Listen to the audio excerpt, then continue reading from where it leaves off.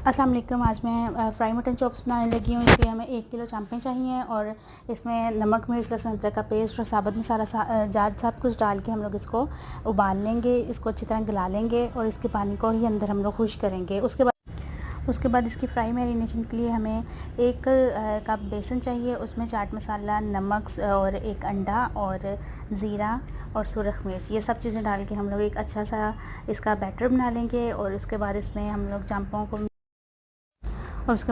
चांपों को अच्छी तरह मिक्स करके तो फ्राई कर लेंगे, तो हमारी मज़े की जो चांपें हैं वो तैयार हो जाएंगी।